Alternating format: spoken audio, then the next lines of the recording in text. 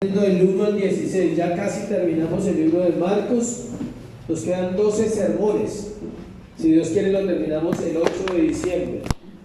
Si Dios lo permite, terminamos el 8 de diciembre Marcos. Uno dice, uy, pero quedan nomás 14, 15 y 16, sí. Pero ahí hay 12 sermones en esos 3 capítulos. Sin el de hoy, entonces quedarían 11 a partir de hoy. Haciendo cuenta nos da exactamente para inicios de diciembre y que Dios nos guíe para seguir estudiando. Marcos capítulo 14, versículo 1 al 16. Dice así la palabra. 2 días después era la Pascua y la fiesta de los panes sin levadura.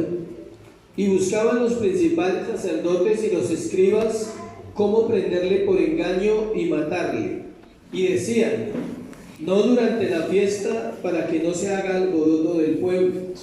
Pero estando él en Betania, en casa de Simón el leproso, y sentado a la mesa, vino una mujer con un vaso de alabastro de perfume de nardo puro, de mucho precio, y quebrando el vaso de alabastro se lo derramó sobre su cabeza. Y hubo algunos que se enojaron dentro de sí y dijeron: ¿para qué se ha hecho este desperdicio de perfume? Porque podía haberse vendido por más de 300 denarios y haberse dado a los pobres. Y murmuraban contra ella. Pero después dijo: dejadla, ¿por qué la molestáis? Buena obra me ha hecho. Siempre tendréis a los pobres con vosotros, y cuando queráis les podréis hacer bien, pero a mí no siempre me tendréis. Esta ha hecho lo que podía, porque se ha anticipado a ungir mi cuerpo para la sepultura. De cierto os digo que donde quiera que se predique este evangelio en todo el mundo, también se contará lo que ésta ha hecho para memoria de ella. Entonces Judas Iscariote, uno de los 12, fue a los principales sacerdotes para entregarlo. Ellos al oírlo se alegraron y prometieron darle dinero, y Judas buscaba oportunidad para entregarlo. El primer día de la fiesta de los panes sin levadura, cuando sacrificaban el cordero de la Pascua, sus discípulos le dijeron: ¿dónde quieres que vayamos a preparar para que comas la Pascua? Y envió Dios 2 de sus discípulos y les dijo: id a la aldea y os saldrá al encuentro un hombre que lleva un cántaro de agua, seguidle. Y donde entrare, decid al señor de la casa: el maestro dice, ¿dónde está el aposento donde he de comer la Pascua con mis discípulos? Y él os mostrará un gran aposento alto, ya dispuesto, preparad para nosotros allí. Fueron sus discípulos y entraron en la ciudad y hallaron como les había dicho, y prepararon la Pascua, y cuando llegó la noche, vino él con los 12. Padre, gracias, Señor, por tu palabra. Te pedimos, Dios, que hables a nuestro corazón. Siempre dependemos de ti, del poder de tu Espíritu Santo para entender las Escrituras. Háblanos, Señor, queremos conocer más de ti. Queremos conocer qué pasó allí, Dios, ese día, qué sucedió en todo lo que acabamos de leer. Ayúdanos a entenderlo y que sea de edificación para nuestra vida, Señor. Pon en cada corazón conforme a su necesidad, porque solo tú la conoces, en Cristo Jesús. Amén. El tema de hoy lleva como título Actores en el drama de la cruz. Actores en el drama de la cruz. Los estudiosos dicen, y todos los hombres que se han dedicado a estudiar los últimos 2000 años la Biblia, tienen usted encontrará ese tema en muchas partes de libros de estudio: el teatro de la cruz, el drama de la cruz, la obra de la cruz o las escenas de la cruz. Porque se asemeja mucho a una obra de teatro, se asemeja mucho a un drama, como una novela, ¿sí? Donde hay un autor, donde hay un guión, donde hay alguien que tiene que actuar y donde hay muchos personajes. Por eso la cruz se conoce como el drama de la cruz. Nos vamos acercando al final del libro de Marcos.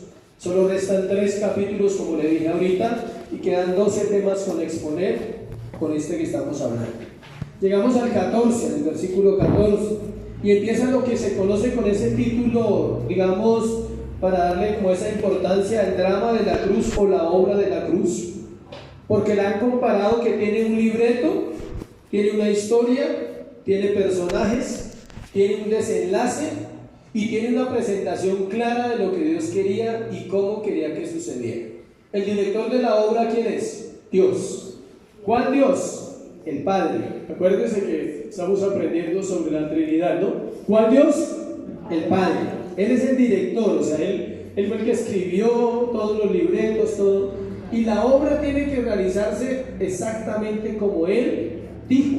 O sea, no se va a realizar de otra manera, y las escrituras lo muestran, y por eso usted encuentra muchas veces en la Biblia esta frase que dice, para que se cumpliera la escritura. Usted la encuentra constantemente en el Nuevo Testamento. Dice, cuando Jesús dice que fue donde Juan para que lo bautizara, deja así, le dice Jesús a Juan, porque es necesario que así suceda para que se cumpliera ¿qué? La escritura. Cada momento, escuche, cada acción de aquí en adelante del capítulo, toda la Biblia, pero lo que vamos a estudiar del 14 al 16 es la muerte de Jesús, la cruz del Calvario, la resurrección de Cristo. Cada una de ellas era así como una banda. Cada sonido era pensado, cada personaje que actuó, y ellos no sabían, todos los que actuaron ahí no sabían que estaban cumpliendo ¿qué? Un plan perfecto en una sabiduría divina que nos cuesta a nosotros todavía entender. La vida, la obra, la muerte y la resurrección del Señor Jesucristo ha sido y será el fundamento del cristianismo, la clave de la salvación y el núcleo del Evangelio. Este es el centro del Evangelio, la cruz del Calvario, la muerte de Cristo. Hoy llegamos a la cúspide, a lo que más anhela uno predicar, y es precisamente sobre ¿qué? Sobre la cruz. Dice, la cruz es la historia de la redención de la humanidad, anunciada desde Génesis, revelada en el Nuevo Testamento, para que se cumpla el pacto que Dios hizo con el hombre. ¿Cuál pacto? Salvarlo. ¿Dónde prometió Dios por primera vez salvar al hombre? En Génesis 3:15, que dijo que de la mujer nacería uno que le aplastaría la cabeza a Satanás, de la simiente de la mujer. Y luego viene la descendencia de Abraham, y luego viene la descendencia de David, y viene Jesús de la descendencia de David y deja su iglesia. Nosotros somos esa descendencia. La cruz es la personificación de la misericordia divina, objeto necesario para la fe de un cristiano. La iglesia no, escuche bien esto, la iglesia no puede centrarse solo en la cruz, pero es muy relevante, e importante la cruz. Pero no se puede hacer una doctrina central de que la cruz sea la doctrina más importante de la Biblia, no. Está la salvación primero. Pero la cruz, ¿por qué? Porque algunos solo se centran en la cruz. Entonces todo se vuelve cruz, todo se vuelve sangre, todo se vuelve cruz, todo se vuelve sangre. No. Pero es importantísimo verlo a la luz de la Biblia, el valor que ella tiene. Por eso nosotros, digamos, puede decir que hay una cruz, pero no es una idolatría, es un símbolo, ¿sí? Está vacía y muchas iglesias la usan, pero no quiere decir que usted pase una raya frente de la cruz y va a pasar algo. O sea, entienda eso. La cruz de hecho era un símbolo de maldición. Antes de que Cristo muriera sobre ella, era un símbolo de ¿qué? De maldición. No voy a hablar de la cruz todavía a fondo, solo por encima. Luego llegará el momento. Es allí donde la justicia perfecta de Dios fue ejecutada y saciada. Se encuentra la gracia inmerecida y la sabiduría infinita. En la cruz se encuentra la gracia inmerecida con la sabiduría ¿qué? Infinita. Y allí se sacia la ira de Dios. ¿Por qué? Por el pecado del hombre. ¿Cómo se sacia? En la muerte de Cristo. Pablo, reconociendo la importancia de la cruz, declara en Gálatas 6:14 que él solo se gloriaría en la cruz de Cristo, y así lo dijo a la iglesia en Corinto también. Me propuse no saber entre vosotros cosa alguna, sino a Jesucristo y a este crucificado, en 1 Corintios 1:23. Pablo habla mucho de la cruz. El modelo del sacrificio, ¿dónde comenzó? Esta es la introducción para entender cómo empezó el proceso del sacrificio de Jesús acá. Pero no empezó ahí. ¿Empezó dónde? En el Antiguo Testamento. ¿Cuál fue el modelo de sacrificio en el Antiguo Testamento? ¿Cuál es el primer sacrificio de la historia de la Biblia? El del cordero o el del animal, porque no era un cordero, el del animal que mató Dios para cubrir el pecado de Adán y Eva. porque dice que ellos se vieron desnudos, dice que ellos estaban desnudos primero y no se avergonzaban. Parece que después se vieron desnudos y ¿qué? Se avergonzaron. ¿Por qué se avergonzaron? Porque habían pecado. Entonces el mismo Dios le hace túnicas, dice, le hace pieles de animal y los cubre. Ahí empieza el proceso de la primera muestra de cómo iba a ser la redención de la humanidad, a través de la muerte de un inocente. ¿El animal era culpable porque Adán y Eva pecaron? No, pero tuvo que pagar. Fue el primero que pagó un sacrificio que directamente, la Biblia no dice, y Dios mató al animal, pero tuvo que matarlo para quitarle la piel, ¿cierto? ¿O cómo le quitó la piel el Señor? Y lo curioso es que dice que Dios le dio a ellos, eso está en Génesis, esas pieles para cubrirse, para que se cubrieran. Ahí está la expiación también por primera vez, que significa ¿qué? Cubrir. ¿Sí ve? Ahí no dice nada más, cubrir. La expiación destapó. No, pues, ¿y qué destapó? No sé. La gente dice, ¿qué destapó a Adán y Eva? La gente hace esas preguntas capciosas. ¿Qué destaparía? Pues sus partes íntimas para cubrir, porque ellos, sus ojos fueron abiertos por haber comido del árbol del mal, del bien y del mal, y conocieron el pecado. Dice entonces que ese fue. Luego encontramos otro sacrificio, ¿sí? El que le comenté del animal está en Génesis 3:21, si quiere anotar. En Génesis 4:4 encontramos otro sacrificio. ¿El de quién? El de Abel, ahí sí. Hubo otro sacrificio ahí. Luego, en Génesis 22:13 encontramos a un cordero trabado en un arbusto, otro sacrificio. ¿Para qué era ese cordero? Para que Isaac no muriera. Isaac era el prototipo ¿de quién? De Cristo, que iba a venir al futuro. Entonces ahí vemos cómo sigue el proceso. Luego, en Éxodo 12:16, todo el sistema de sacrificio de Levítico, los corderos de la Pascua sacrificados en Egipto, en Éxodo. Todos los corderos que mataron esa noche, que tenían que salir de Egipto, representaban ¿qué? El sacrificio del cordero pactual o el sacrificio de Cristo. Luego, en Números en Levítico, todos los sacrificios que usted lee en Levítico tienen que ver con Cristo. Y por último, para dejar ahí, en Números 21:8-9, el concepto de un pariente redentor, en el libro de Ruth, el concepto de un pariente redentor. ¿Quién era el pariente redentor? Vos. ¿Sí ven cómo por toda la Biblia nos lleva mostrando el plan redentor de Dios para la humanidad? Ese es el tema central de la iglesia cristiana. Si la iglesia cristiana en cualquier lugar del mundo no se centra en compartir ese plan de redención cada semana en cualquier parte de la Biblia, no puede estar enseñando las escrituras, está enseñando otras cosas. Se enseña de todo en la iglesia, pero debe estar centrado ¿en qué? En un plan que empieza desde Génesis y termina con la venida de Cristo en Apocalipsis.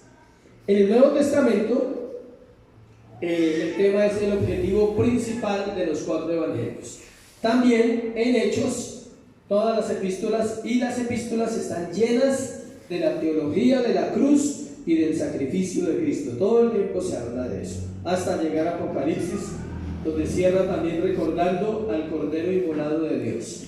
La cruz es el tema central del capítulo 14, capítulo 15 y capítulo 16 de Marcos. Entonces vamos a tener harto para aprender y hasta hoy vamos a empezar. Ahora vamos a mirar el reparto. Vamos a mirar cuál era el reparto de ese drama. El tema se llama el drama de la cruz. Entonces vamos a ver primero el reparto, ¿sí? Como una obra lo vamos a mirar. Primero está el director. ¿Quién es el director total de la obra?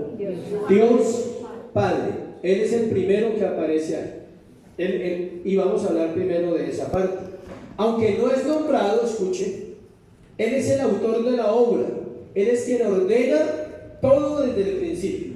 No es casual lo que dice este versículo y su importancia en el relato. ¿Cuál versículo? El versículo 1a. Miren lo que dice. Vamos a irnos al texto, entonces no se pierda ahí de Marcos. Vamos a ir versículo por versículo estudiando las escrituras. Dice, 2 días después era ¿qué? El paso. Uno dice, ¿qué tiene que ver eso con Dios? ¿Qué tiene que ver eso con el tema del drama de la cruz? Mucho. 2 días después era la Pascua y luego dice, y la fiesta de los panes ¿qué? Sin levadura.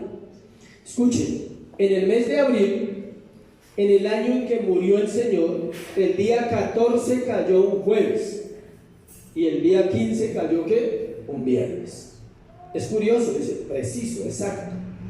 ¿Quién ordenó eso? Dios. Él es, acuérdense, el director. Él dijo, tiene que ser el día en que se sacrifican los corderos en Israel para recordar toda la obra perfecta de Dios durante toda la Biblia.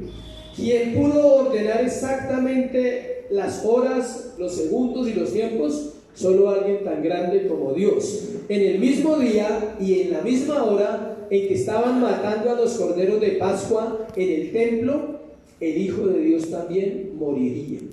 ¿A qué hora sacrificaban los corderos? ¿Quién sabe? A las 3. A las 3 de la tarde morían todos los corderos. A las 3 de la tarde murió el cordero llamado Jesús. La Pascua se celebraba cada año en el día 14 del mes de Nisan, es abril, o terminando marzo y empezando abril, porque ellos manejan un calendario muy diferente al de nosotros. Escuchen, hay gente que habla de cosas sin saber. Yo aprendí hace muchos años un consejo que, leyendo libros, encontré algo en un libro que decía: nunca hable de lo que no sabe, porque eso es vergonzoso, que a usted otro lo coge y le diga, eso no es así, usted no está inventando bobadas, ¿sí? Hay gente que habla de una Pascua y no sabe qué es Pascua, y celebra semanal o anualmente algo de la Pascua, que hoy es el domingo de Pascua, y no sabe ni qué es Pascua, no sabe nada, ¿sí? Escuchen, la Pascua se conmemoraba el 14 de ese mes, y ¿qué representaba la Pascua? La noche en que Israel en Egipto puso la sangre de los corderos en el dintel para que el ángel de la muerte no pasara y matara a todos los primogénitos. Eso está en Éxodo 12, 22, 23. No lo voy a leer. La fiesta de los panes sin levadura era el 15. El jueves era la fiesta anterior a la Pascua y el viernes se celebraba la de los panes sin levadura. Era el otro día, o sea, el viernes, y se le dio el nombre por el pan, escuchen, un pan plano que ellos llevaban en su precipitado escape. Cuando ellos salieron de Egipto, llevaban un pan para comer por el camino. Eso está en Deuteronomio 16:3. Esa sí se la voy a leer. Deuteronomio 16:3.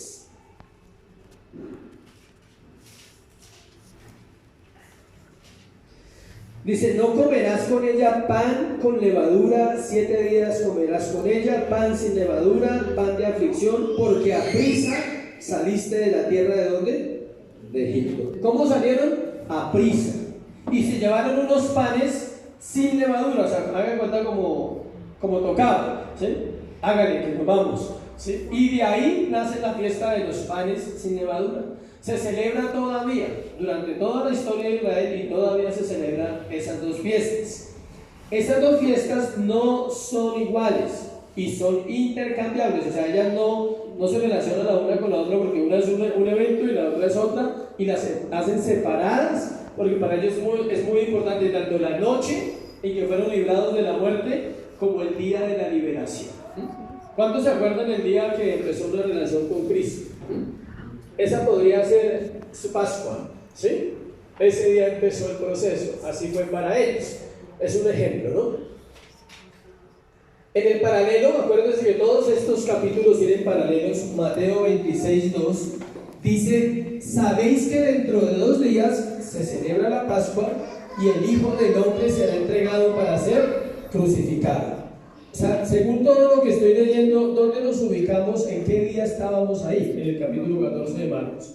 Es fácil. Miércoles, 2 días. Jueves, viernes. Estamos en el miércoles. Miércoles por la noche. Todo estaba plenamente calculado por la Trinidad, el Padre, el Hijo y el Espíritu Santo. Y ellos acompañaron, el Espíritu Santo y el Padre acompañaron ¿a quién? A Cristo en la cruz del Calvario. Durante los años anteriores, sus enemigos lo habían intentado quitarle la vida. Los 3 años de ministerio, Ellos habían tratado de quitarle la vida, pero no podía ser antes. Tenía que ser cuando el día de la Pascua, el día en que el Cordero debería morir. Juan 10:17 dice lo siguiente, escuchen: por eso me ama el Padre, porque yo pongo mi vida para volverla a tomar. ¿Sí ve? Dice, por eso me ama el Padre, porque yo pongo mi vida para volverla a tomar. Nadie me la quita. El drama de la cruz aparentemente se ha presentado a la humanidad como el mártir del Calvario. No es así. Eso se llama tradición.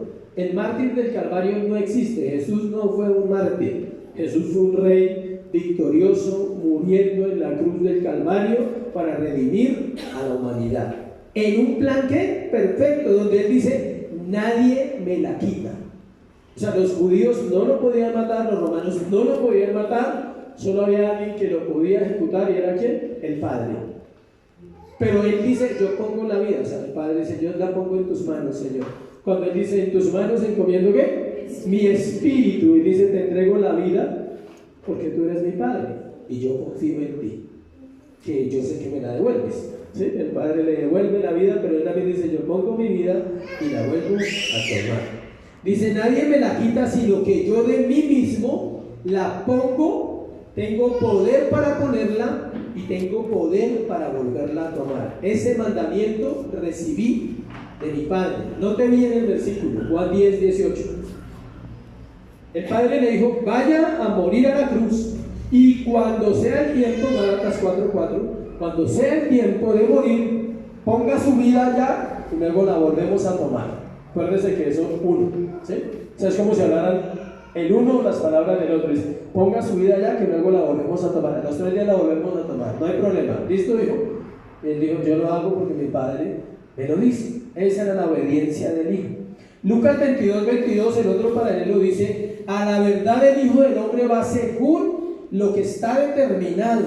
Dice, pero hay de aquel hombre por quien es entregado. Ahora vamos a hablar de ese traidor. ¿Listo? En otro punto vamos a hablar del traidor llamado ¿qué? Judas. El suceso más perverso cometido por la raza humana fue al mismo tiempo el acto de amor infinito realizado por Dios. Qué contradicción, ¿no? Es el crimen más atroz que se ha cometido. De hecho fue un crimen injusto, ¿no?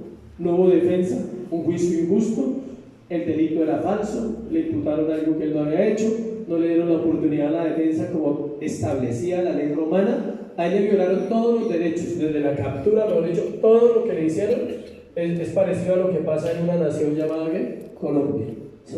Donde hay muchas cosas que pasan así. Entonces el suceso más perverso también es el acto más de amor más infinito realizado por nuestro gran Dios. El Padre castigó a su Hijo por los pecados que Él no cometió. Ese fue el precio de aquellos que creen en Jesucristo. O sea, el hecho de que Él haya vivido esa acción o ese drama o esa situación en la cruz del Calvario es lo que nos garantiza a nosotros ¿qué? La salvación. Para que todo aquel que en Él ¿qué? Crea. No es el que dice que es que yo voy a una iglesia. No basta con ir. Es necesario ¿qué? Creer. Segundo, vamos a los segundos actores. Los enemigos de la cruz, del versículo 14, capítulo 14, versículo 2. La última parte del versículo 1 y el versículo 2. Y buscaban los principales sacerdotes y los escribas cómo prenderle por engaño y matarle. Ahí encontramos los segundos actores del reparto. ¿Quiénes son? Los enemigos de la cruz. ¿Hay enemigos de la cruz hoy? Claro, todavía hay enemigos de la cruz. Que uno no sea así, ¿no? Que uno no se ha encontrado un enemigo de la cruz. En el plano espiritual, el Padre orquestó todo, pero en el plano natural hubo personas que tuvieron que llevar a cabo la muerte de Jesús. Aquellos que participaron en la conspiración, porque en realidad fue una conspiración, no había motivo justo. Motivados por el odio, la envidia, la maldad de sus corazones, al ser confrontados con la verdad viviente, decidieron darle muerte a la vida del Cordero. ¿Por qué lo mataron? En realidad, ¿cuál era el motivo real por el cual lo mataron? No, ese es el delito que le aplicaron falsamente, la blasfemia. Porque si fue el motivo real, entonces él no era Dios. El motivo real que lo mataron fue porque él les dijo la verdad y ellos les afectaba la verdad que Jesús decía. Pero el delito que le imputaron sí es la blasfemia, pero era un delito ¿qué? Falso. Entonces realmente si sabemos cuál es el motivo por el cual lo mataron, en Juan 1:1 le dice: la luz vino a este mundo y los hombres amaron ¿qué? Más las tinieblas que la luz. Y no vinieron a la luz porque sus obras eran ¿qué? Malas. Para no ser reprendidos, ¿por qué? Por la verdad. Si sabes que la verdad nos reprende, aunque no nos guste. Aunque a usted le retuerza el corazón y le retuerza allá interno algo cuando se dice algo que tiene que ver con uno, Dios lo usa para reprender nuestro espíritu. ¿Sí? No al hombre por fuera, sino al hombre por dentro. Es un privilegio tener la verdad. Y la verdad es la Biblia. Cuando Pilato le pregunta a Jesús, ¿cuál es la verdad? ¿Se acuerdan que él le pregunta a Jesús? Jesús le había podido decir: la tienes al frente, Pilato, ¿sí? Pero ¿cuál es la verdad? Es la pregunta de la humanidad. No hay que buscarla. Esta es la verdad, ¿listo? No, esa verdad no está sujeta, escuche, a que el hombre la crea, gracias a Dios. Está sujeta al poder de quien lo dijo. ¿Y quién lo dijo? Dios, el Espíritu Santo a través de hombres inspirados. Sigamos acá. Mientras él hablaba de su regreso y de todo lo que vimos en el capítulo 13 de las señales antes del fin de la tribulación futura, del regreso de Cristo, que fueron los 3 sermones que compartimos, por otro lado, mientras él hacía eso, había un grupo de sacerdotes principales y dirigentes del pueblo que se reunieron para maquinar sobre su muerte. Mateo 1 lo dice en Mateo 26:3. Entonces los principales sacerdotes y los escribas y los ancianos del pueblo se reunieron en el patio del sumo sacerdote llamado Caifás. ¿A qué se reunieron? A planear. Vieron, esta semana toca hacerlo, es el momento propicio. Pero escuchen, ellos no querían que fuera el día de la Pascua. ¿Por qué? Para no darle protagonismo a él y para no dañar ellos su ritual anual que hacían. La idea de ellos era matarlo el lunes o el martes después de la Pascua, donde ya era todo más tranquilo para que no hubiera alboroto. Pero no era como ellos querían, era como Dios quería. El versículo 1b, por eso dice: y buscaban los principales sacerdotes y escribas cómo prenderle por engaño y matarle. Y miren lo que dice: y decían, no durante la fiesta, para que no se haga alboroto del pueblo. Ellos la tenían clara, ellos dijeron: lo vamos a matar, pero no durante la fiesta. Esto el domingo nosotros lo matamos o el lunes. Ellos ya tenían planeado algo. El versículo 2 dice que ellos estaban interesados en guardar su imagen. Durante la fiesta eso era una vergüenza, un alboroto. De hecho, usted sabía que fue muy poca gente a la cruz. Fueron muy poquitos los que subieron al monte. Todos estaban ocupados. ¿En qué? En la fiesta, en la Pascua. Es curioso, ¿no? Estaban en la fiesta del Cordero, pero el Cordero moría en la montaña y sin el Cordero verdadero. Querían arrestarlo en secreto, al fin y al cabo era un delito lo que ellos iban a cometer. ¿Sí ven?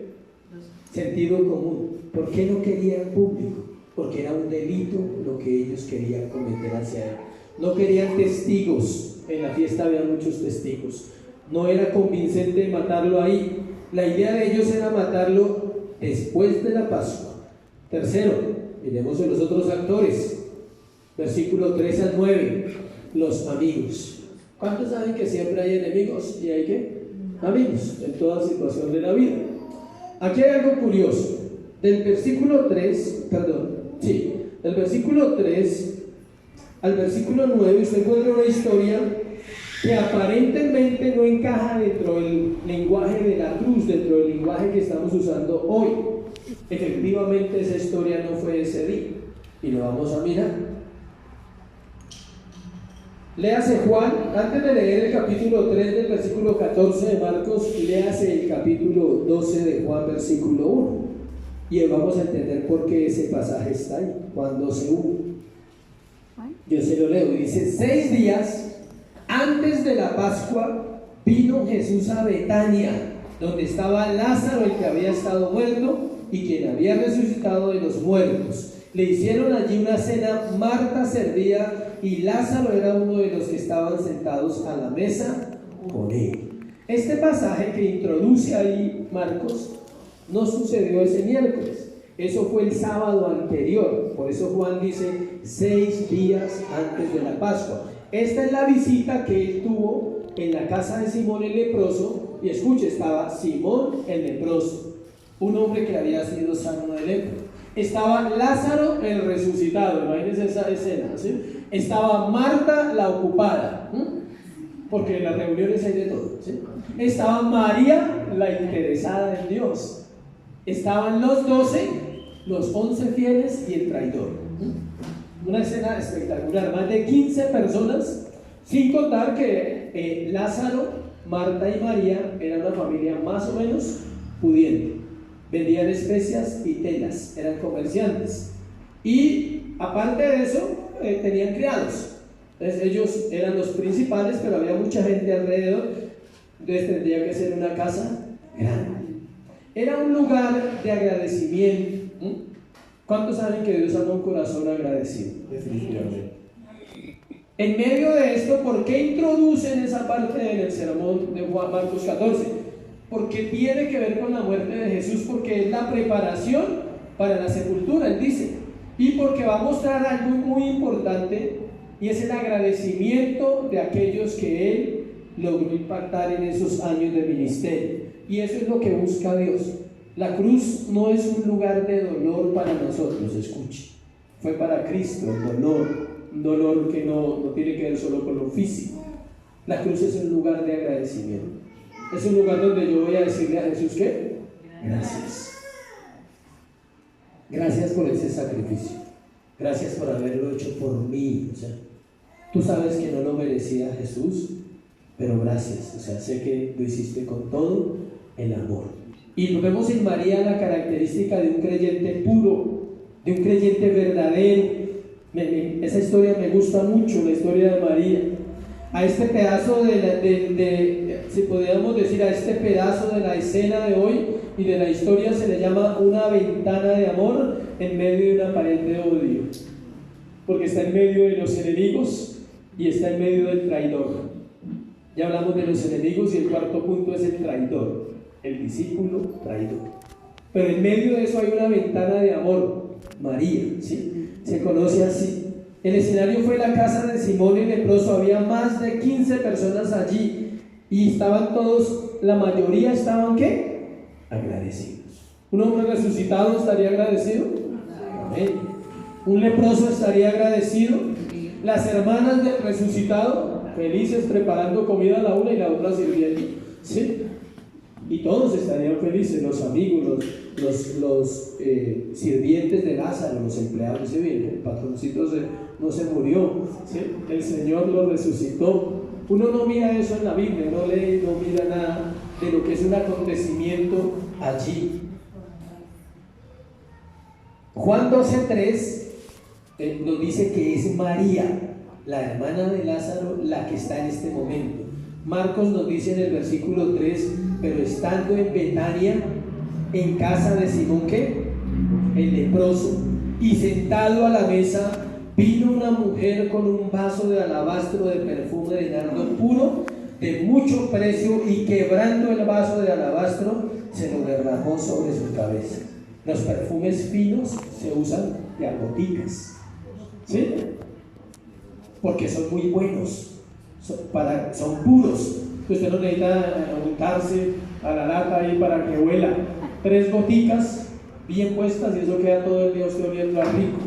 Pero ella no dice que le echó unas goticas, ella derramó ¿qué? El frasco. El cristiano vive de a goticas con Dios. Y Dios dice, ¿por qué no derramas tu vida, o sea, tu corazón? Eso era lo que ella hacía. A ella le fue revelada, escuchen, la muerte de Cristo antes que a otros. Qué privilegio, ¿no? Tener ese privilegio. Ella como mujer le fue revelada la muerte de Cristo antes que sus propios discípulos. Ellos no entendían nada. De hecho, ahí está la conversación. Quedó grabada, gracias a Dios. Vemos varias cosas que demuestran un corazón agradecido. Escuche lo que dice ahí.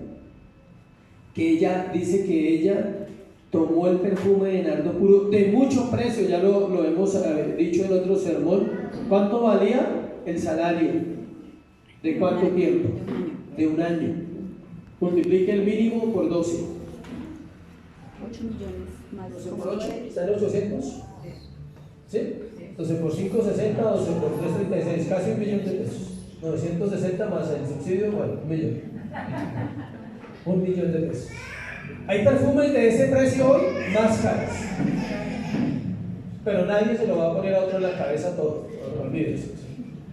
Note, es un corazón que no se mide y da todo para su Señor.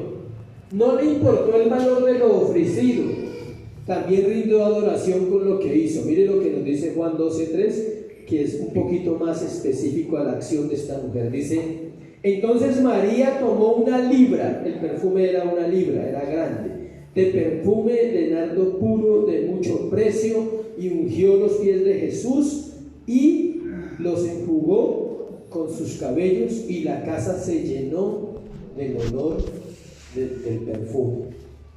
Siempre el agradecimiento es grato para Dios.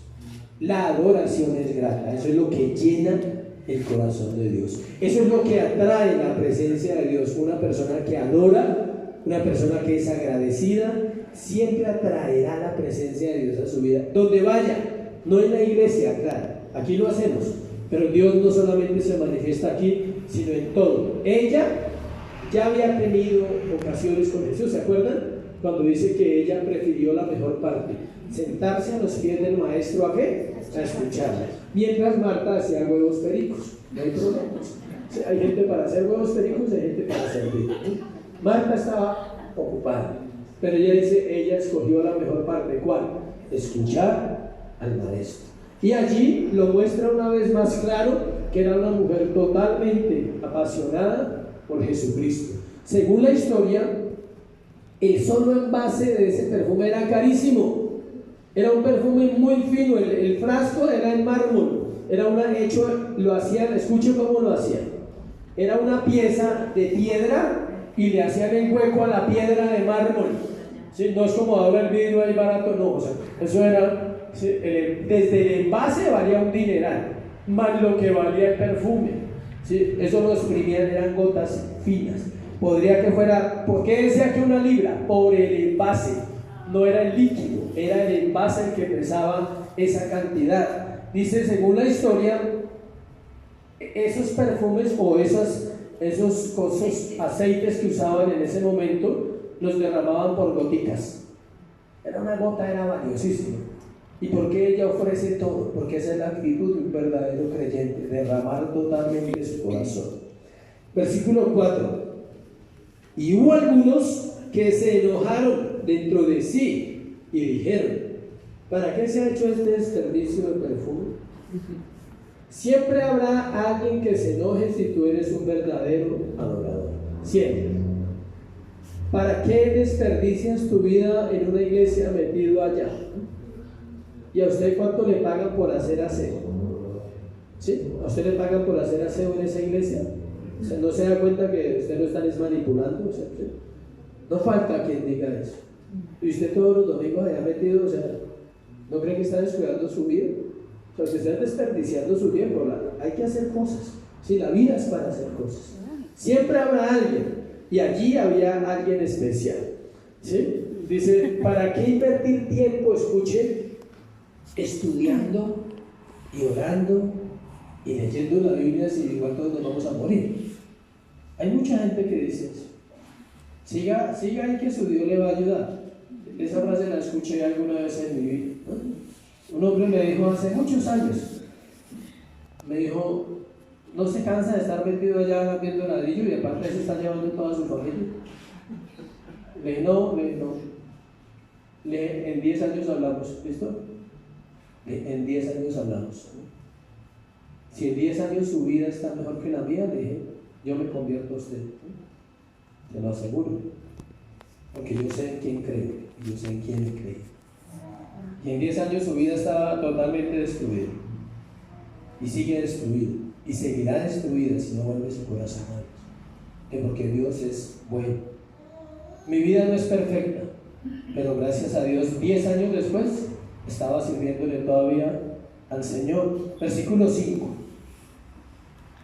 Porque podía haberse vendido por más de 300 denarios y haberse dado a los pobres. Y murmuraban contra ella. La falsa piedad siempre brota de los corazones falsos. Siempre. Oye, o sea, ¿tú por qué diezmas? Mejor hagamos mercados y se los damos a los pobres. Hay gente que dice eso y pone en publicaciones y dice uno no debe diezmar, debe darle mercado a los pobres. La Biblia dice las dos cosas: haga juntas, ya, no se complique. ¿Quiere darle mercado a los pobres? Vaya, compre un camionado y vayas a repartir a los pobres. Eso está bien y eso también es bueno, pero no dice que deje de hacer una cosa por hacer la otra. Y no acuerdas de la chimoltrufia. Bueno, ¿se acuerdan de lo que dice la chimoltrufia? Así como hago una cosa, hago la otra. Esa es una frase muy sabia de Chavo. Bueno, la falsa piedad brota de un corazón falso, no puede brotar de un corazón verdadero. Dice: ¿cuánto tú das de tu corazón a Dios? ¿Cuánto tú das de tu vida a Dios? ¿Cuánto das de tu tiempo? Una cosa es dar tiempo y otra cosa es dar vida. Usted puede venir a sentarse acá y estar pensando en el recibo de mañana. Ahí no hay vida. Estás ahí pensando cómo va a pagar mañana. Dice: siempre, ¿cuánto usted da de sus finanzas? Y siempre habrá alguien que dude que usted está haciendo lo correcto. Siempre habrá alguien que lo va a poner a dudar. Aquí alguien, ya saben quién es ese alguien, ¿no? Ahorita vamos a hablar de él. Porque es específicamente solo una persona, Judas. No, yo no me imagino a Pedro o a los otros diciendo: uy, María, o sea, eso es un desperdicio. Era Judas. O sea, él tenía un interés. ¿Cuál interés? Económico. ¿Qué quería Judas? Me adelanto un poquito. Judas quería que le dieran el perfume, ir y venderlo y echar una parte en las ofrendas y la otra robársela. Eso era lo que quería Judas. Por eso él dice: uy, qué desperdicio. Dice: sí, qué desperdicio, con su malicia criminal. Sí, él dice: uy. Dice: no, esta vez no la pude coger. Porque al Señor no le daban solo dinero, ¿sí sabían? Echaban joyas, en las ofrendas echaban de todo: oro, piedras preciosas. Y Judas era el administrador de las finanzas. ¿Cómo la ve usted, ese administrador tan poderoso que tenía el Señor? Pero el Señor sabía todo. Obvio que estaban molestos. Era mejor echar al alfolí y luego poder negociar y sacar una parte personal. Versículo 6. La respuesta del Señor dice: dejadla, ¿por qué la molestáis? Buena obra me ha hecho. La respuesta del Señor dice algo que pocas veces Jesús ha dicho de las personas. Si un día escuchan la voz de Cristo, la voz de Dios, diciendo: déjenlo, déjenla, buena obra me ha hecho. Qué privilegio, ¿no? Con eso la honró, la puso en un lugar de respeto delante de todos los que estaban ahí. Tuvo que hacer un tono serio. ¿Qué pasa? O sea, ¿por qué la molesta? Déjenla, buena obra me ha hecho. ¿Anhela usted o yo que en algún momento Dios diga: buena obra me estás haciendo? Qué bueno, o sea, últimamente te estás comportando como un verdadero creyente. Hasta me estás sorprendiendo últimamente, ¿sí? Ese es el anhelo de Dios. Abraham fue llamado amigo de Dios. Santiago 2:23. Juan 15:14 dice: vosotros sois mis amigos si hacéis lo que yo os mando. Esta mujer entra en la historia. El mismo Señor dice: donde se predique el evangelio, se predicará lo que ella ha hecho. Han pasado 2000 años y María es protagonista en los púlpitos de todas las naciones. ¿Se imaginan lo importante que pasó ese día? Versículo 7: siempre tendréis a los pobres con vosotros, y cuando queráis los pobres, y cuando queráis les podréis hacer bien, pero a mí no siempre me tendréis. Es un versículo muy bonito. ¿Cómo nos cuesta entender las prioridades, los tiempos de Dios y el anhelo del corazón de Dios? Él dice: mire, Los pobres, ¿por qué dijo esa frase primero? Por el contexto, mire el versículo 5. Porque podía haberse vendido por más de 300 denarios y habérselo dado ¿a quién? A los pobres, y murmuraban contra él. Entonces el Señor dice en el versículo 7, sale a la defensa y le dice: a los pobres siempre los tendréis, o sea, no vengan aquí a inventar, o sea, ¿sí? Sí, eso es como la gente que dice: si yo tuviera plata, entonces yo haría una fundación para los drogadictos. No, yo le regalaría una silla de ruedas a todos los que no tienen plata para comprarla, ¿sí? No, yo regalaría un lote para una iglesia. Y todo el mundo quiere hacer buenas obras cuando no tiene. Y cuando tiene, no. Por eso el Señor dijo: dejen, los pobres siempre van a estar. Dijo: pero a mí no siempre me van a tener. 6 días después moriría. Y él entendía, ella entendía el valor de tenerlo en ese momento ahí, en esa sala, en esa casa, celebrando, agradecidos por haber sanado a Simón, por haber resucitado a Lázaro, y porque ella sabía quién era él, el Redentor, el Salvador de la humanidad. Y él sabía lo que estaba diciendo. Él dice, en otras palabras le dijo: ella comprende quién soy yo, y ella sabe. ¿Se acuerdan que le dije que era una familia liberal? Ella sabe que los pobres van a continuar en la tierra y que puede hacer obras de beneficencia tal vez después. Pero ella también sabe que yo no voy a estar la próxima semana. ¿Sí ven? Aprovecha la vida, mira. El cristianismo es hermoso, pero el cristianismo es rápido. Hablaba con un señor y me decía: ¿cuántos años tiene usted? Y le dije mi edad. Digo: yo tengo la misma edad. Digo: creo que ya vivimos más de la mitad de la vida que nos toca. Le dije: correcto. Digo: ¿será que nos quedan 25? Porque él conoce la Biblia, la Biblia dice que son 70, 80 los más robustos, ¿no? Le vamos por 80. Entonces nos quedan menos de la mitad. Digo: yo pienso en eso y me preocupa. Le dije: ocúpese de que esos que le quedan sean para el Señor. Dijo: sí, tocas. ¿Sí ven? La vida es un suspiro para Dios. Y a los pobres siempre van a estar. Escuche, los problemas siempre van a estar. No desvíe su vida tratando de solucionar problemas. Céntrese en Cristo, adórelo, haga algo para Él, rinda su vida de todo lo de sí para Él, y Dios se encargará en su momento de mostrar su bendición sobre nuestra vida. Todo tiene su tiempo, y hay que ser sabios en la inversión y en el gasto del tiempo. Todo tiene su tiempo, pero hay algo que no vuelve. ¿Se llama qué? Tiempo. El tiempo que no has orado no vuelve, y tienes que orar. El tiempo que no dedicas a Dios no va a volver, y tienes que aprovechar el tiempo que queda. Versículo 8 dice: esta ha hecho lo que podía, porque se ha anticipado ungir mi cuerpo para la sepultura. Ahí hay una frase muy sabia: esta ha hecho ¿qué? Lo que ¿qué? Podía.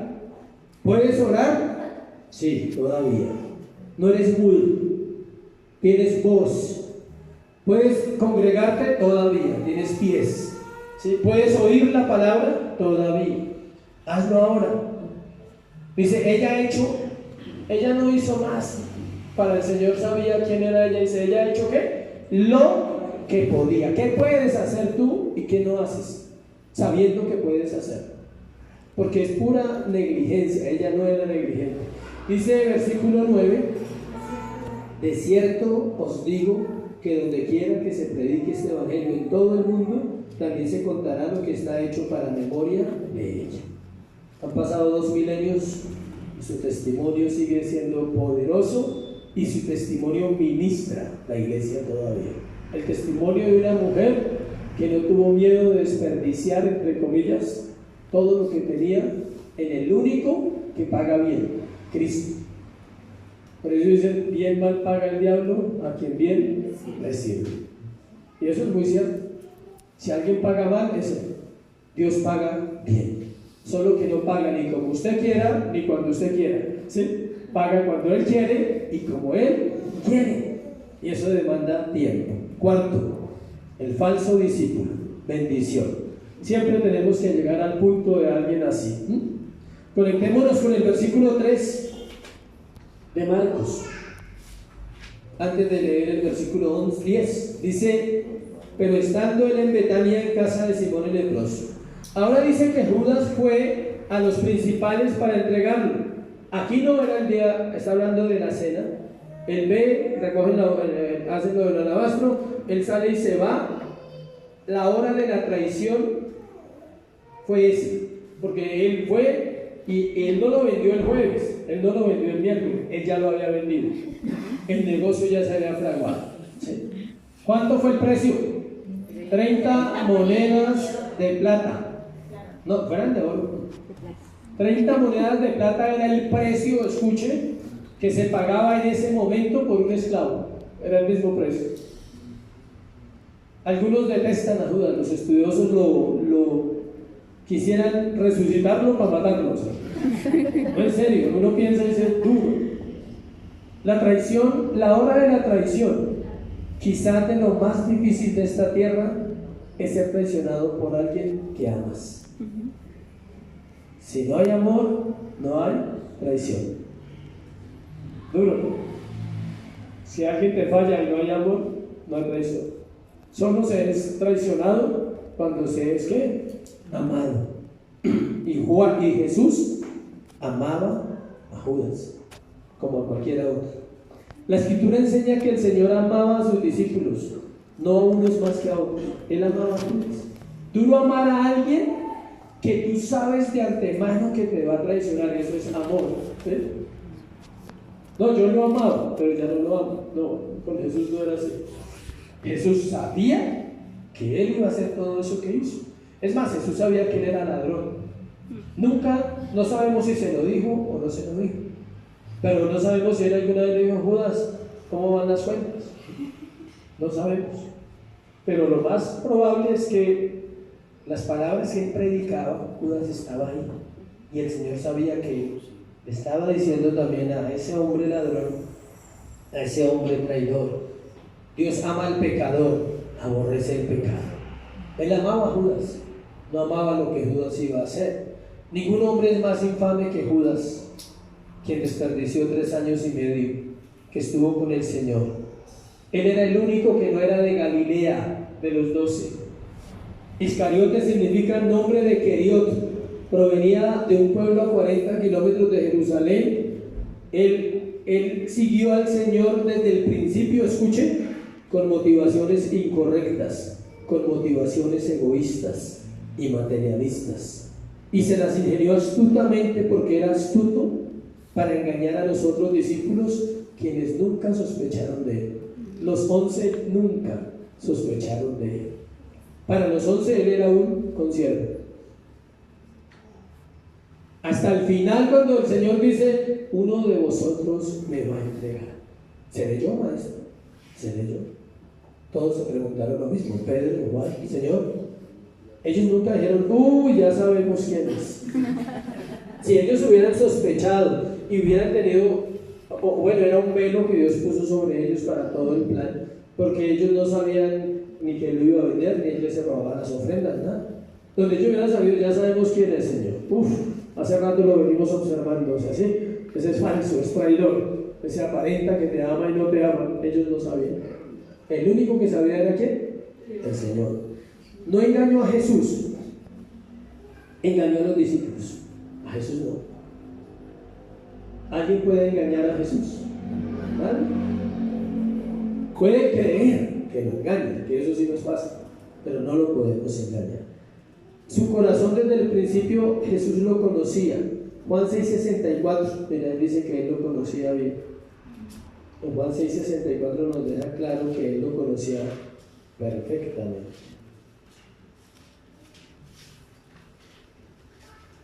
Juan 6:64 dice lo siguiente. Dice: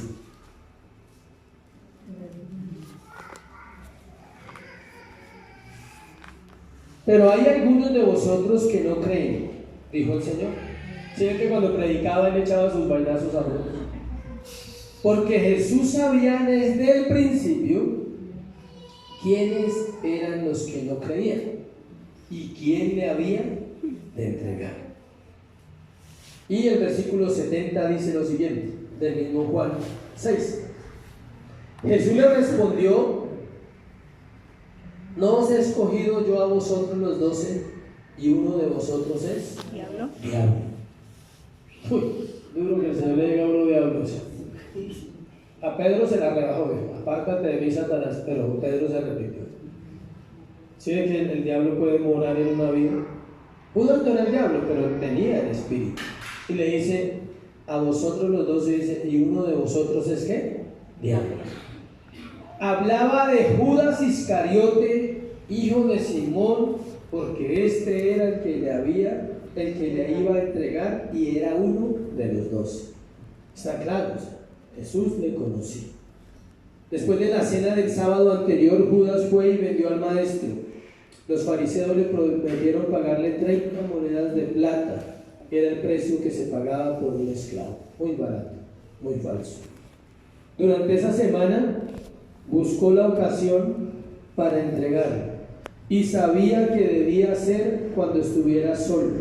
El Señor lo sabía todo. Él orquestó todo para estar solo en Getsemaní. Él sabía que allí lo iban a coger.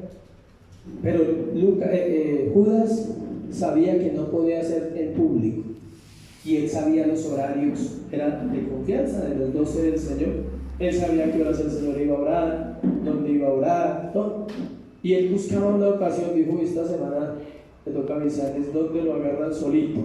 Es increíble que el traidor estuviera entre los 12, pero sabemos que la traición es más dolorosa entre más cercana sea la persona. ¿Es así o no es así? La traición que más duele es la cercana. Es fácil que duela. Aún así, el Señor estaba en control de todo. El plan de Satanás era uno y el plan de Dios ¿qué? Era otro. En Juan 17:12, en la oración sacerdotal, el Señor lo dijo claramente. Juan 17:12. Juan 17:12. Dice: cuando estaba con ellos en el mundo, yo los guardaba en tu nombre. A los que me diste yo los guardé, y ninguno de ellos se perdió, sino el hijo de perdición, para que la escritura se cumpliese. Todo establecido con el traidor. Quinto punto y último: los seguidores de Jesús.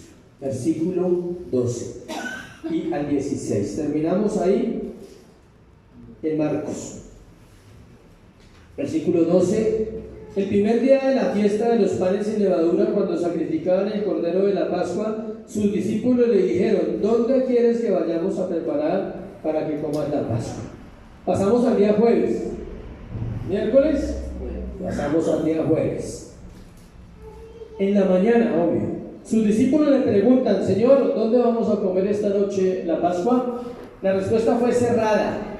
Escuchen, la respuesta fue ¿qué? Cerrada, para que Judas no supiera dónde iba a ser la cena, porque el Señor sabía que la tradición era ese día. Entonces todo fue cerrado. Lucas 22:8 dice que fueron Pedro y Juan los de confianza, y dice en el versículo de Marcos, dice que el primer día de la semana los discípulos envió 2 de sus discípulos, versículo 13, y les dijo: id a la ciudad y os saldrá al encuentro un hombre que lleva un cántaro de agua y seguidle. ¿Qué quiere decir eso? Lucas nos da los nombres: Pedro y Juan. Pedro y Juan, vayan a tal lugar y hagan tal cosa. Judas no sabía, no podía saber. Y ellos se fueron todo el día a preparar eso. No vuelven a aparecer sino hasta por la noche, a preparar la comida. Versículo 13 y 14, la instrucción fue con señales, sin nombres ni lugares. Miren lo que dice ahí. Si hay que les da señales: vayan a la ciudad, saldrán encuentro un hombre así, que lleva un cántaro, dice, y donde entrare, o sea, todo sucedió exactamente en su omnipresencia y omnipotencia. Dice: el Señor había preparado esto de antemano, al saber que allí había un lugar grande donde pudieran estar todos seguros y comer. Él ya sabía, él en algún momento de los 3 años, él ya había ido a ese lugar, y tenían que caber los 12 más los que iban a preparar, más los de la casa. Entonces se da por sentado que esta persona era alguien que conocía a Jesús. Esta comida se convirtió en lo que conocemos como la última cena, donde el Señor compartió el pan y el vino y dio palabras de aliento a los discípulos, sabiendo que moriría al siguiente día. Dice: donde entrare, decida al Señor de la casa, el maestro dice. Si usted se encuentra a alguien por ahí y dice, el maestro dice, ¿cuál maestro de construcción? ¿Contrató a algún maestro? No, él sabía quién era el maestro. Por eso la Biblia pone ahí, el maestro dice. Cuando él le dice el maestro, él dice, él ya conocía a Jesús, sabía que era el maestro Jesús, que era el Salvador. Y él ya sabía y simplemente dijo, ¿qué necesita? No, me mandó a decir que tú tienes un lugar y que tal y que esto y lo otro. Entonces dijo, listo, yo lo tengo. ¿Qué hay que hacer? Alistemos la comida. Dice ahí, y él les mostrará un gran aposento alto ya dispuesto, preparado para nosotros allí. El lugar era grande, el aposento alto. ¿Qué habla eso del aposento alto? El mismo lugar donde vino el Espíritu Santo, el aposento alto. ¿Cuántos cabían en el aposento alto? 120, era más grande que este. Y el Señor quería un lugar espacioso donde poder comer seguro con sus discípulos y tranquilo. 16. Fueron sus discípulos y entraron en la ciudad y hallaron como les había dicho y prepararon la Pascua. ¿Listo? Conclusión. Detrás de la obra de la cruz hubo muchos actores. Siendo el director de la obra el Padre, Jesús no murió como una víctima más del sistema romano o porque los judíos querían que muriera. No, Él murió para nuestra salvación, para redimir su creación, el hombre, y para dar vida eterna a todo aquel que en Él cree. Él es el Cordero inmolado de Dios que quita el pecado del mundo. Él hizo al hombre para que el hombre llegue a Dios. Él se humilló para que el hombre no sea humillado, y Él fue coronado de gloria para que nosotros seamos coronados de gloria un día. Amén. Póngase sobre sus pies y vamos a orar. Vamos a darle gracias a Dios.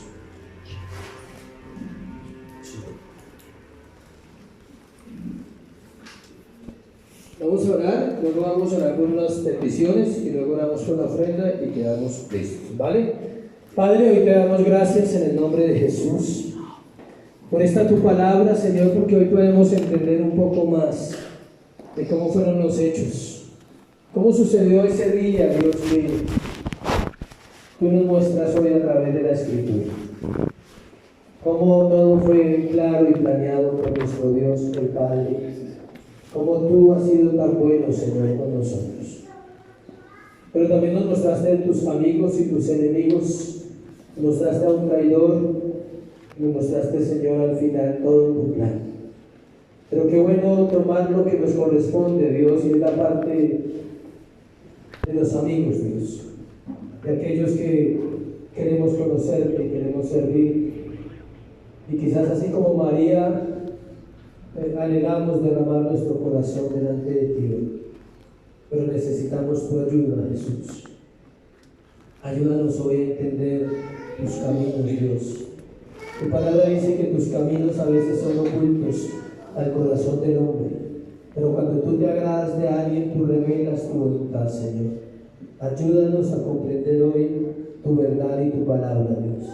Anhelamos conocerte, deseamos más de ti esta mañana. Hay una necesidad en nuestro corazón y es realmente reconocerte, Señor, ser agradecidos. Te invito a que hagas una oración de gratitud, que si hay algo en esta mañana que tú puedas decirle: Jesús, gracias. No tengo el perfume, tal vez no tengo el dinero que ellos tenían, no tengo quizás muchas cosas que ofrecer, pero sí soy consciente de que tú me salvaste y te doy gracias por esa salvación. Señor, te pido que permanezcas en nuestros corazones, que llegues a aquellos que están empezando, Dios, ese proceso contigo, que te reveles a aquellos que vienen a la iglesia buscándote a ti, Dios, a través de la palabra, a través de la oración, Señor. Hoy bendice esta iglesia. Oramos por esta iglesia que has puesto en este barrio Hermosa, para que tú la sostengas, para que añadas a aquellos que han de ser salvos, para que vengan personas a visitarnos cada semana, Dios, y podamos ser de aquellos que extienden el Evangelio a través de la palabra en Cristo Jesús. Te damos gracias, Señor. Amén y amén.